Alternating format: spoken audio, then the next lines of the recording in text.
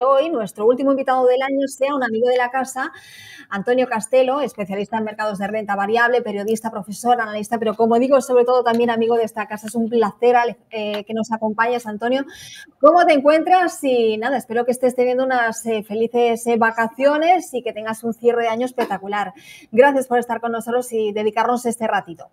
Muchas gracias, Anita, un placer estar con vosotros. Bueno, te ha faltado decir, y del Atleti de Madrid, porque me has Es dicho verdad. Además, los Atléticos, para todos aquellos a los que les guste el fútbol, está terminando el año espectacular, ¿eh? Vamos a ver cómo le va el 2025. Estamos mejor que las bolsas, terminando lo mejor que las bolsas. Vosotros bien, ¿verdad, Ana? ¿Todos bien? Veo por ahí también. Alejandro, ¿qué tal? Qué bien, qué bien. Bueno, pues bienvenido, te saluda Alejandro y te da los buenos días aquí en este programa que para nosotros es por la mañana. Buenos días, Wall Street. Sabemos que en España ya es después del mediodía. Las 4 menos 10 de la tarde. Sí, ¿verdad? Pero bueno, bienvenido y vamos a comenzar con esta entrevista. ¿Qué te parece? Muy bien, fenomenal.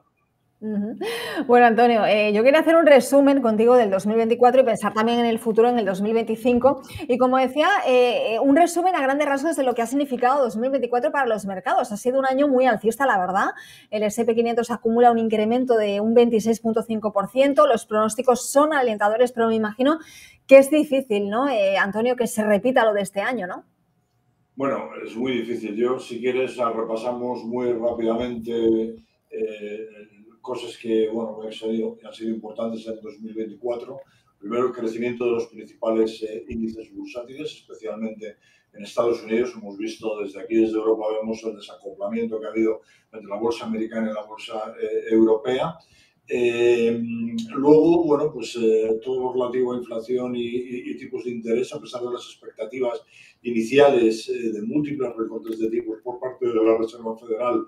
Esto, el último trimestre del año pasado se decía, en 2024 va a haber muchas bajadas de tipos y muy fuertes. Hemos visto que, bueno, con una inflación un poquito más alta de lo esperado a principios de año, pues llegó una revisión de estas expectativas y realmente no ha habido tantas bajadas como se proyectaba. Y ahora hablamos de lo que se piensa para el año que viene, que van a ser todavía menos las bajadas, ¿no?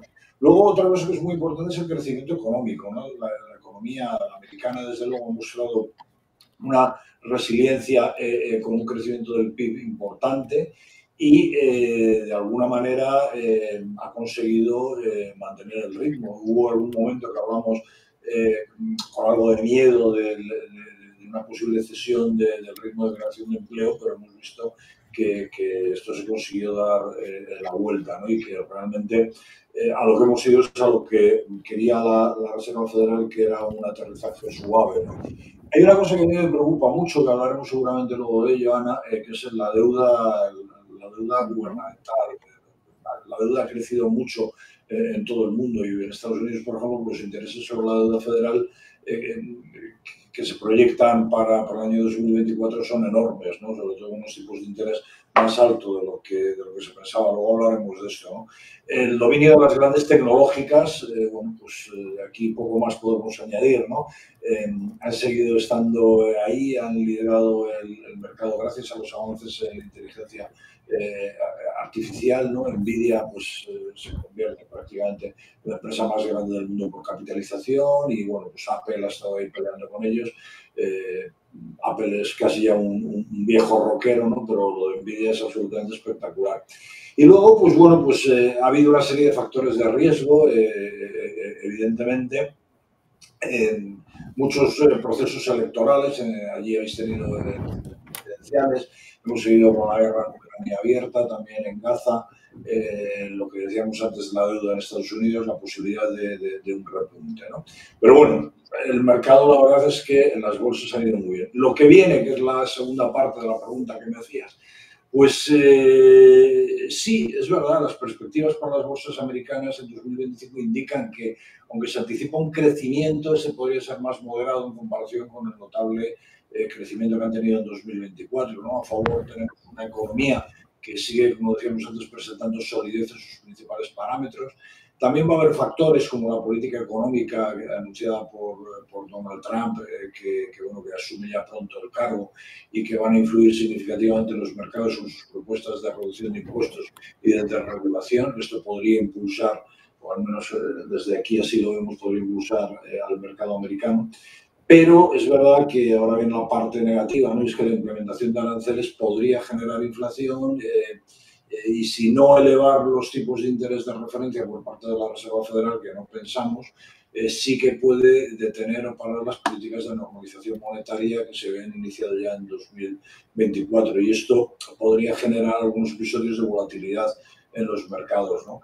Y la duda está en si la incertidumbre que ha generado el anuncio de una política monetaria menos agresiva por parte de la Reserva Federal en un entorno de valoraciones más exigentes de las bolsas, las tenemos en máximos prácticamente, pues como digo, esto será suficiente para que los mercados corrijan algo sus niveles, ¿no? Otro asunto importante es la evolución que sigan las denominadas 7 magníficas, ¿no? Porque van a seguir siendo clave en 2025 con expectativas altas, pero también enfrentando algunos riesgos. Por ejemplo, pues la generación de ingresos. Los inversores pueden impacientarse debido a las valoraciones exigentes a las que cotizan y a una lenta adopción de la inteligencia artificial en sectores no tecnológicos.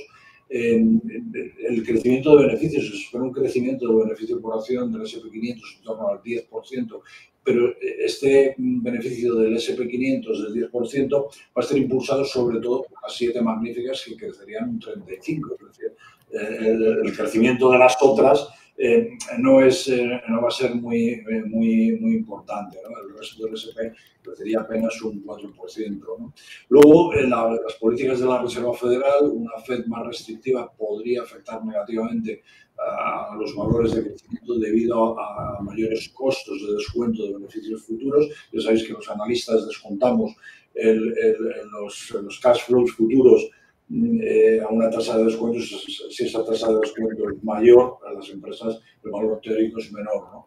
Y también para estas 7 magníficas pues hay que ver cuál va a ser la inversión en infraestructuras de inteligencia artificial, ¿no? Y luego otro aspecto es también general, es la guerra comercial entre Estados Unidos y China. ¿Por qué? Porque las restricciones chinas a la exportación de minerales críticos y la presión sobre semiconductores extranjeros pueden representar riesgos significativos para las tecnológicas estadounidenses. Entonces, el resumen es que aunque se espera que las bolsas americanas mantengan una tendencia positiva en 2025, es muy probable que los rendimientos sean más moderados que en 2024, ¿no? Y que la evolución pues, va a depender en gran medida de las políticas económicas implementadas, de las grandes tecnológicas y de factores geopolíticos que pueden influir en los mercados financieros y que nosotros, desafortunadamente, pues poco podemos influir en ellos. Sí, realmente, Antonio, y es verdad todo esto que estás mencionando sobre las 7 magníficas.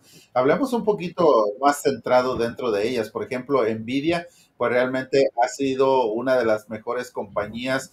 Realmente yo digo la envidia de muchas compañías dentro del mercado de valores. Ha llegado Nvidia a tocar esos máximos que muchas otras pues realmente solamente lo han soñado. Tesla, por ejemplo, está cerrando este 2024 realmente con números históricos, récords históricos por las nubes, podríamos decirlo. Incluso Apple alcanzando casi los 4 trillones, que no se nos hará raro que lo podamos ver en los próximos días. ¿Cómo ves tú esto? ¿Qué es el 2024? ¿Cuáles otras compañías han llegado a dejar huella?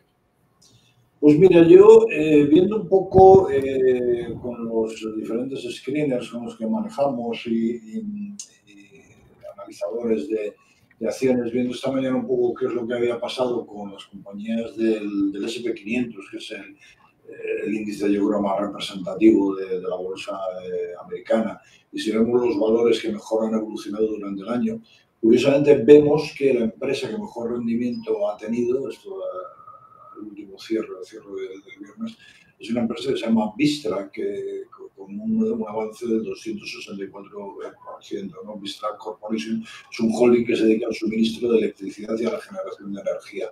Pero es que la segunda ha sido también una empresa más o menos de ese sector, General Electric Vernova, ¿no? Que ha tenido un avance del 190%. También es una empresa que, como sabéis, pues, bueno, está enclavada en el sector de la energía. Y en tercer lugar ya nos encontramos a Nvidia, ¿no?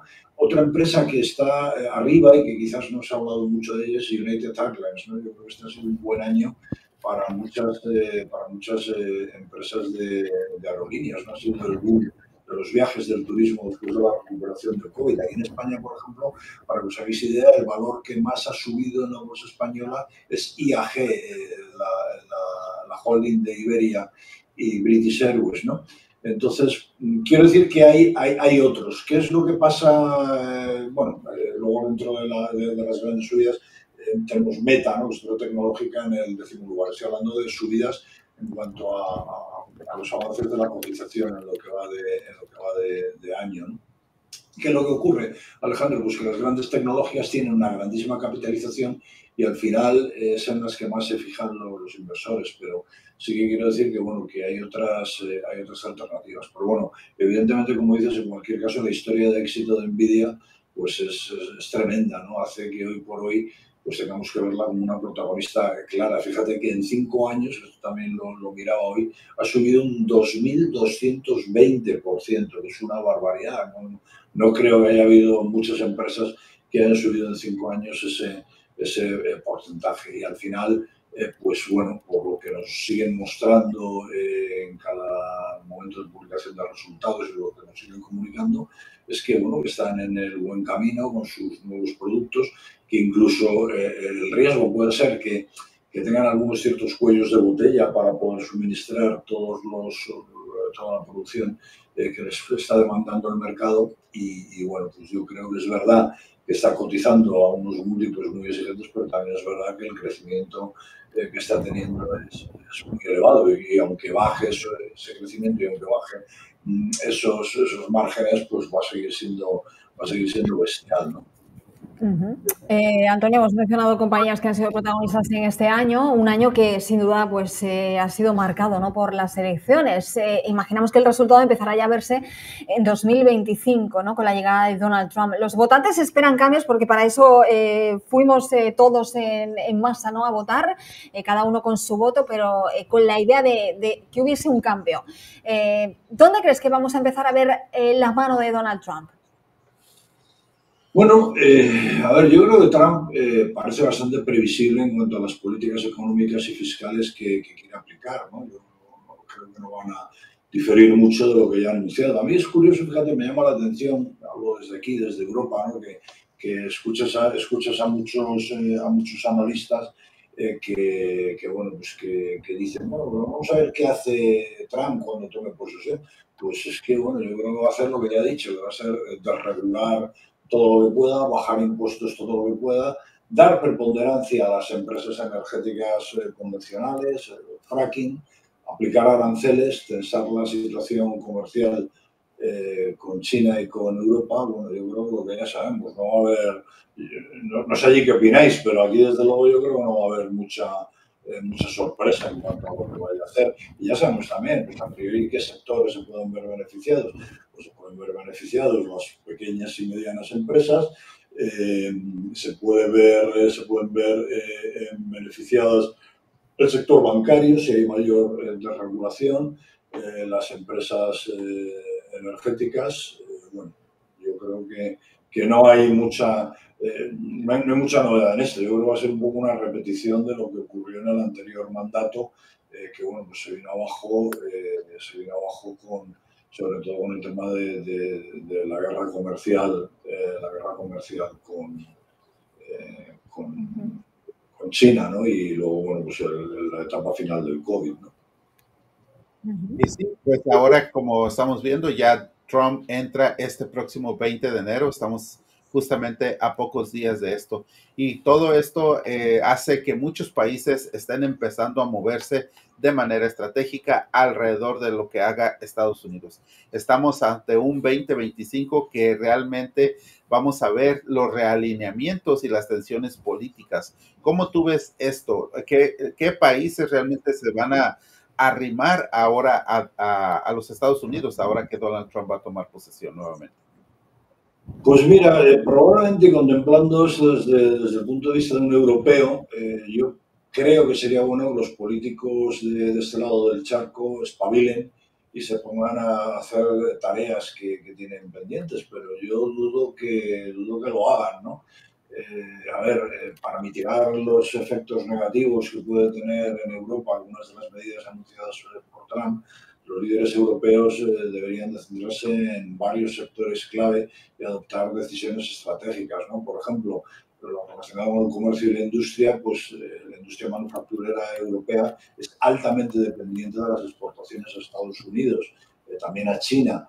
Entonces, la imposición de aranceles podría afectar negativamente a sectores, ya lo está haciendo, como el sector automotriz y sectores de bienes de consumo, ¿no? Si China mantiene una situación que, bueno, pues no termina de arreglar su economía tampoco, pues lo hemos visto este año, ¿no? Que las grandes empresas exportadoras europeas ciertamente lo van a pasar mal, ¿no?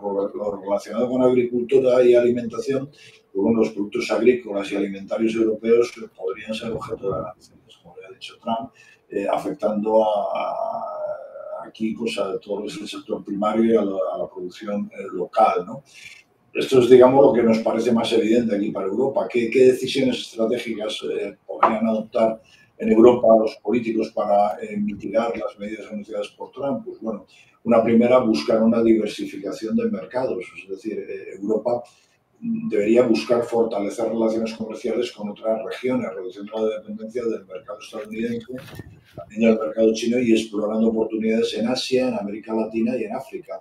África lo tenemos muy cerca y lo hemos dejado de lado prácticamente en manos de los chinos. América Latina, y esto es una pena que lo tenga que decir en español, pues más o menos lo mismo, ¿no? En Asia, bueno, eso nos pilla lejos, pero debería hacerse un esfuerzo, ¿no? Luego debería hacerse un esfuerzo también, Alejandro, en el mercado interior, ¿no? Habría que impulsar la demanda interna y la integración económica dentro de la Unión Europea podría compensar la posible disminución de exportaciones a Estados Unidos. Fíjate que esto es una cosa que es muy importante y hay una gran diferencia entre lo que supone Europa y su economía y Estados Unidos y la suya. El 70% de las ventas de las empresas americanas, y corrígeme si me equivoco, creo que se realiza dentro de los Estados Unidos. Es decir, ellos mismos se lo guisan y se lo comen, que decimos aquí en España, mientras que en Europa no. En Europa tenemos que depender de esas ventas que van a Estados Unidos y que van a China, mientras las empresas americanas venden dentro de su propio mercado. Por lo tanto, la idea aquella de América lo primero y una América fuerte, pues a priori les fortalecería, ¿no? Luego, en Europa hacen falta políticas de innovación y competitividad, ¿no? O sea, invertir en innovación y tecnología para mantener la competitividad de las empresas europeas en el mercado global es algo que es básico. Aquí lo único que hacemos es legislar y legislamos cosas, pues que bueno, en fin, que dan un poco de dolor de cabeza, ¿no? Que llaman la atención, ponen palos en las ruedas, ¿no? A muchas empresas, a muchas actividades. Entonces, bueno, sí, se debería hacer algo, todas esas cosas deberían de hacerse, pero yo veo a los políticos europeos pues un poco a verlas venir, ¿no? La verdad que vamos a ver cómo se comporta el mundo, ¿no? Y qué pasa con la llegada de Donald Trump, sobre todo con esas tensiones geopolíticas que puede haber o no con el resto de países. Vamos a hablar, Antonio, un poquito de inflación, porque parecía superada, ¿no? El mundo rico descorchaba el champán, pero vuelve de nuevo a preocupar, sobre todo a raíz de lo que proyectaba la Reserva Federal hace unas semanas. Es más, en Estados Unidos las políticas de Donald Trump empeorarían, lo pongo entre comillas, las cosas, a raíz sobre todo de esta política de aranceles a las importaciones que muchos ven quizá como una jugada para negociar, pero que están ahí sobre la mesa. ¿Es esto una medida trampa? Porque al final el votante acudía a las urnas por el tema de la inflación y quizá ahora veamos un repunte inflacionario. ¿Cómo lo ves tú? Pues que tienes razón, Ana. Vamos a ver, si recuerdas, en alguna de mis anteriores intervenciones os comenté que no tenía absolutamente claro que pudiéramos decir que la inflación estaba dominada, ¿no? Y bueno, eso hemos tenido suerte con el petróleo, que está a unos precios bastante contenidos. Pero bueno, si os acordáis, por ejemplo, cuando en agosto y septiembre de este año las bolsas bajaron bueno, se decía que la Reserva Federal iba a estar más pendiente de la actividad económica y del empleo que de la inflación, y de alguna forma pues, los propios bancos centrales dijeron que la inflación podía estar bastante controlada. En algún momento, desde luego, siempre que me preguntaron, dije que no, que entendía que esto no iba a ser así. Y realmente, pues esto es con lo que nos hemos encontrado, pero no porque sea especialmente listo ni tenga ninguna bola de cristal, sino porque, bueno, cuando estás hablando de una inflación objetivo del 2% y, bueno, después de bajar, de contener, de tener el petróleo en mínimos, pues estás más cerca del 3 que del 2.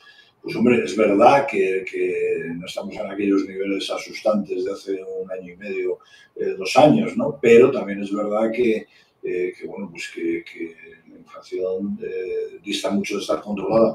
Y siempre mantuvimos que los bancos centrales, aunque dijeran que iban a poner el objetivo en la actividad económica y en el empleo, de reojo iban a mirar la inflación. Y de hecho esto es lo que vemos que está ocurriendo. Y aquí en España se ha publicado la tasa de inflación 4 décimas por encima de la anterior, de 2,8 frente a 2,4, y 2 décimas por encima de lo que estaba previsto. Y además, aquí a partir bueno, iba a decir del año que viene, del mes que viene, dentro de unos días, sube el IVA de alimentos básicos, tal, que se había bajado precisamente por el efecto que tuvo la guerra en Ucrania en la inflación aquí en Europa. Pero no se ha controlado y esto va a tener un efecto negativo, ¿no? Por lo tanto, bueno, pues a ver, yo no creo que la inflación esté desmadrada como estuvo hace un par de años, pero creo que dista mucho de estar corregida. También te digo una cosa, Ana, que no me parece malo una inflación entre el 2 y el 3%. O sea, es una cosa que es bastante manejable, y me parece también bueno que los tipos de interés pues estén en un nivel que permita tener tipos de interés reales positivos, es decir, el tipo de interés nominal menos la inflación que sea positivo. Hemos estado muchos años con tipos negativos y esto es una aberración, digamos, para el mercado. Wow, la verdad es otro gran problema general para este 2025 y años posteriores. Realmente las dificultades económicas que van a enfrentar los gobiernos para tratar de reducir esos déficits y deudas públicas en cada uno de esos países. ¿Cómo tú ves esto? ¿Qué opciones se pueden tomar para tener mejores resultados? Pues mira, si me preguntan, y de hecho cuando lo hacen, cuál es el mayor de los riesgos que yo veo que puede cernirse sobre la economía global a nivel de todo el mundo, siempre contesto lo mismo, y es la enorme deuda en la que llevan años incurriendo los gobiernos, ¿no? Fijaros que desde prácticamente la crisis financiera de 2008-2009, los gobiernos iniciaron un proceso de deuda, emisión de deuda a discreción, apoyado por los bancos centrales que compraban aquella deuda y que inyectaban liquidez en el sistema. En aquel momento, pues es verdad que sirvió. Cuando parecía que esto se estaba solucionando, pues nos encontramos con el COVID y volvió a pasar lo mismo. Pero es que vemos que siguen manteniendo unos niveles absolutamente tremendos en todas las zonas del mundo, en China, en Estados Unidos, no digamos en Europa, ¿no? Y yo creo que a nivel global la reducción de déficit fiscales y de deuda pública representa un desafío significativo para los gobiernos en 2025 y para los próximos años, ¿no?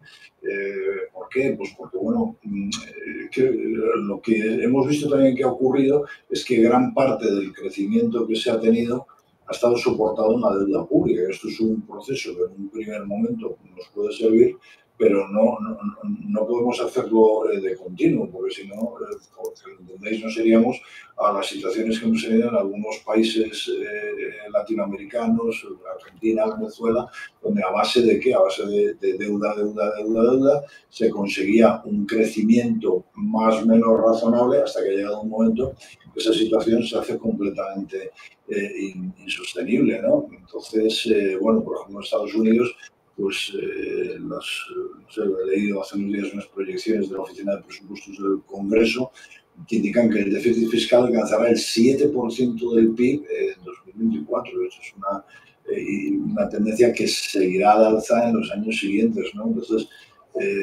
todo esto lo que sugiere es una creciente presión sobre las finanzas públicas de todos los países, y en Europa, aunque se han observado mejoras en la reducción del déficit presupuestario y la relación deuda pública-PIB, pues hay que decir que tiene un poco de trampa, ¿no? Aquí, por ejemplo, en España, que estamos en niveles récord de deuda pública, 1,6 billones de los billones de acá, de los millones de millones. En España el gobierno se pone la medallita y dice, bueno, es que en términos de PIB, la deuda pública, el porcentaje ha bajado, está en el 104%. Pues sí, esto es verdad, pero ¿en base a qué está creciendo el PIB? El PIB está creciendo en base a la inflación y en base a enchufar un gasto público, aumentar una deuda pública y a crear unos empleos públicos que nos sirve para salir bien en la foto en estos momentos, pero que puede generar una situación tremendamente compleja en los próximos años, porque claro, o sea, la deuda al final funciona, vale todo, hasta que un momento el mercado dice, pues bueno, hasta aquí hemos llegado. Entonces, yo lo que veo aquí es que, y un poco por hacer resumen de esto, que la combinación de un crecimiento económico moderado, porque bueno, en Europa el crecimiento económico es mínimo, en Estados Unidos algo más, pero tampoco es para tirar cohetes, ¿no? Combinado con unos tipos de interés que van a permanecer más elevados de lo que se pensaba, ¿no?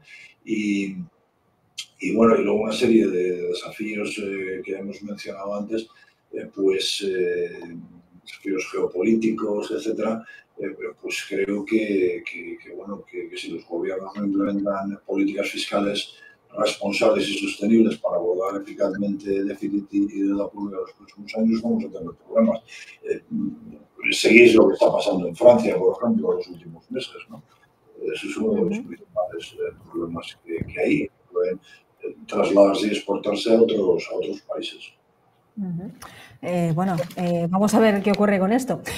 Antonio, otro desafío que tenemos por delante es la inmigración, no solo en Estados Unidos, sino también a nivel global. Nos estamos acercando a un mundo menos abierto, menos dinámico, y esto va a tener consecuencias, me imagino, en la economía, ¿no? En Estados Unidos, por supuesto, donde las medidas van a ser, en teoría, bastante fuertes en lo relacionado al mercado laboral. Esto es un tema muy controvertido, Ana. Vamos a ver. Yo creo que la inmigración en el mundo occidental es necesaria. ¿Por qué? Pues por una razón muy simple. Cada vez hay menos nacimientos, cada vez la población es más mayor, está más envejecida, y si no viene savia nueva y como no hay nacimientos, pero la savia viene de otros países, de terceros países, pues vamos a tener un problema, ¿no? Pero también es verdad otra cosa, y quizás eso en Estados Unidos lo veis menos, aquí en Europa lo vemos más, y es que si la inmigración llega desordenada, si la inmigración llega no para trabajar, para aportar, sino simplemente pues para cobrar subsidios y para tener, digamos, un beneficio rápido y fácil en sus cuentas, pues esto es un problema, ¿no? O sea, aquí un poco lo que yo te puedo decir en España, que ha aumentado mucho la inmigración, o sea, las personas que vienen con ganas de trabajar y trabajan, lo están haciendo bien, y curiosamente cuando hablas con esas personas que han venido de fuera en primera, en segunda generación y están trabajando, nos transmiten su preocupación por la llegada de inmigrantes de una forma, digamos, muy desordenada, ¿no? Que además eso pues está manteniendo mafias realmente, gente que está comerciando con esto, ¿no? Entonces, es un problema, no sé cuál es la solución. Yo creo que la solución tendría que ser ver efectivamente en los países más desarrollados en qué sectores hace falta mano de obra y con qué conocimientos y qué criterios, y traer gente formada o formarla en el origen, en los países de origen, para que vengan aquí. Por eso sería bueno para esas personas y sería bueno para los que estamos aquí. Yo siempre cuento la anécdota. España, tú lo sabes bien, Anita, es una tierra de migrantes, ¿no? La gente ha salido fuera. Sí.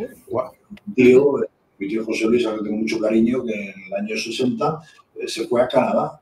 Y entonces yo hablo mucho con él de esto y bueno, pues me ha dado un poco las pautas de lo que ocurría en Canadá y supongo en Estados Unidos igual, a la gente que venía de fuera, ¿no? La gente que vino de fuera y que venía con ganas de hacer cosas y de trabajar y demás, pues se integraba rápidamente, ¿no? Y eso es lo que de alguna manera yo creo que tenemos que buscar. A mí me llama un poco la atención, y corregidme vosotros que estéis allí más cerca, aquí hemos leído en algunos casos, por ejemplo, en las elecciones presidenciales, que muchos votantes de origen latino habían votado a Trump, y le habían votado precisamente por esas supuestas medidas proteccionistas en cuanto a la inflación. Dicen, oiga, que a mí me ha costado mucho trabajo llegar aquí, que estoy trabajando, tal, y que no desordenen esto, ¿no? Pues bueno, esto es un poco lo que hay. Aquí en España ya os digo que pasa lo mismo. Yo hablo con amigos que vienen de fuera, tanto de países del este de Europa como sobre todo latinos, y curiosamente están ellos más preocupados que los nativos por esto, pero es necesaria. O sea, la inmigración para el mundo occidental es absolutamente necesaria.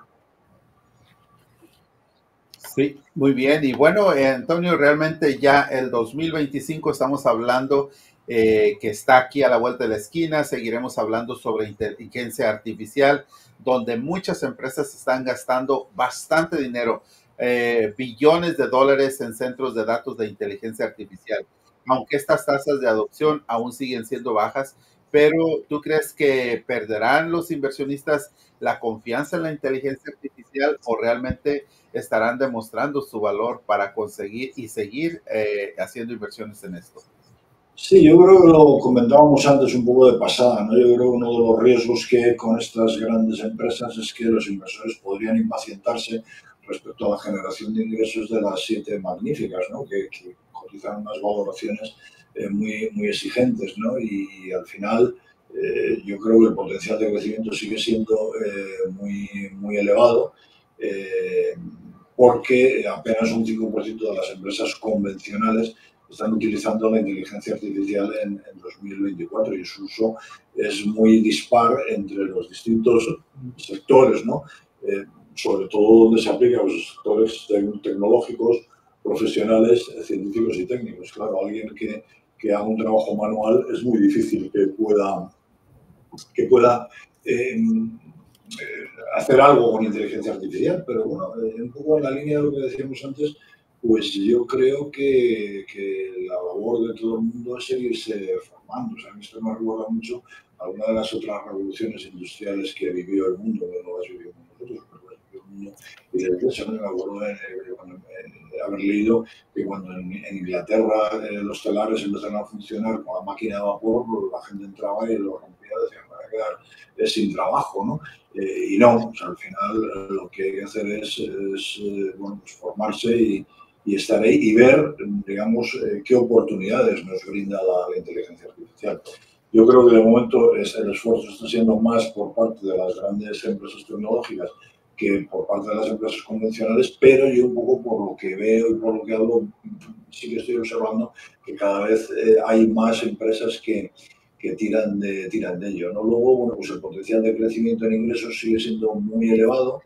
La pregunta es si las compañías van a ser capaces de mantener el ritmo de crecimiento de los beneficios, que por otro lado, pues esto sigue siendo el sustento de las estimaciones de crecimiento de los beneficios por acción del S&P 500, como decíamos al principio, ¿no?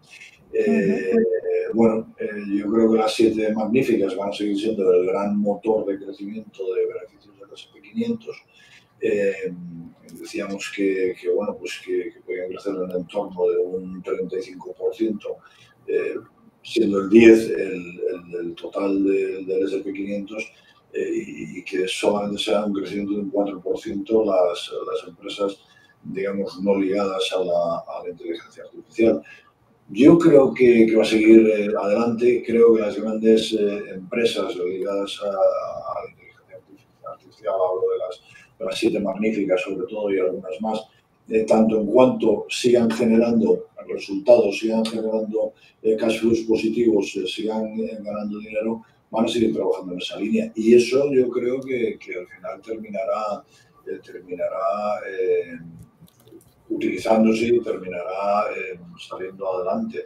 ¿Qué es lo que ocurre? Yo creo que tiene, es verdad, la limitación, como decíamos al principio, más a sectores pues, profesionales, tecnológicos, científicos, técnicos, más que a trabajos que haya que hacerse de forma manual, ¿no? Pero bueno, ya se está implementando. No sé, el otro día hablaba con un amigo, ¿no?, que me explicaba, esto yo ya sabía que se hacía desde hacía tiempo. En un taller tú le llevas el coche, te lo enchufan al ordenador y el ordenador es capaz de saber qué es lo que está pasando al coche, y ya no solamente te dice la avería es esta, sino que te propone las soluciones para solucionar esa avería, ¿no? Lo cual está bien. Antonio, la verdad que estamos teniendo una charla súper interesante. Hemos hecho un poquito de un repaso a lo que se puede venir, a lo que ha sido el 2024. Pero bueno, como eres amigo de la casa, yo te quería pedir que te animases a pedir un deseo en términos de economía para el 2025, porque el deseo que todos pedimos está claro que es la salud. Sin salud no hay nada. Pero en términos económicos, no sé si te animas a dar una predicción o un deseo. Anita, como tú eres española, explícaselo a tus compañeros, a tus colegas de allí. Yo te voy a decir una cosa que vas a entender muy bien. Virgencita, que nos quedemos como estamos. Sí, eso es verdad, ¿eh? Es decir, Virgencita, que me quede como estoy. Efectivamente. Entonces, bueno, yo realmente, hombre, o sea, podría pedir muchas cosas y desearía muchas cosas, ¿no? Pero creo que tenemos problemas importantes. Yo creo que el nivel de la clase política en el mundo occidental es bastante lamentable, ¿no? Yo me acuerdo cuando estáis pendientes de las elecciones americanas, que yo te decía, Trump y Kamala son susto o muerte. No sabía cuál era el susto de la muerte, pero vamos, está ahí. Yo me resisto mucho a pensar que en Estados Unidos no hay políticos de un nivel suficiente, como hemos conocido no mucho más atrás, que sean capaces de estar. Pero es que en Europa ocurre exactamente lo mismo, ¿no? Mira Alemania, mira Francia, mira España. Entonces, bueno, pues yo de momento ya te digo que me conformo con que los políticos no rompan muchas cosas y me conformo con que nos quedemos por lo menos como estamos, ¿no? Que no empeoremos. Ese sería mi deseo para el 2025. Bueno, para la gente que nos está viendo, que no nos ve desde España, básicamente es eso, que nos quedemos como estamos, que no queremos ir a peor. Pero bueno, la verdad, como siempre, Antonio, ha sido un placer charlar contigo. Como yo decía, que cierres este 2024 con nosotros también significa mucho. Ya sabéis que somos un canal emergente, estamos todo el equipo trabajando para seguir informando de lo más destacado de la economía y también, por supuesto, análisis financiero y emprendimiento. No sé si quieres añadir algo más, Alejandro. Agradecerle realmente a Antonio por acompañarnos ya en los últimos días de este 2024. De hecho, nosotros mañana no estaremos teniendo programa aquí en Buenos Días Wall Street, pero sí regresaremos el día 2, ya con todo, comenzando el 2025. Pero antes, Antonio, muchísimas gracias por haber estado en esta entrevista con nosotros. Te deseamos lo mejor del fin de año y bueno, un 2025 realmente en cuestión de números, en acciones de ganancias de acciones de compañía y todo eso en la bolsa de valores, lo mejor para ti. Pues yo lo mismo también para vosotros, animaros, lo estáis haciendo muy bien. Os sigo e intento ver los programas que puedo. Alguna vez comentamos algo con Anita. Y bueno, creo que lo estáis haciendo muy bien y el trabajo que estáis haciendo para la comunidad latina allí en Estados Unidos este programa en español es muy importante y encantado de ayudaros todo lo que pueda y lo seguiremos haciendo desde luego a lo largo del 2025 si lo consideréis oportuno. Desearos una feliz salida y entrada de año a vosotros, a vuestra audiencia y nada, y un abrazo muy fuerte. A ver si en algún momento tenemos ocasión, en vez de vernos por la camarita, de vernos en directo. Eso estaría muy bien.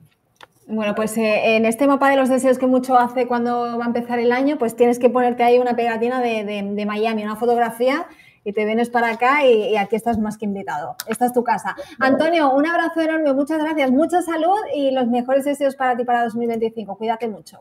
Igualmente, un abrazo para todos. Chao.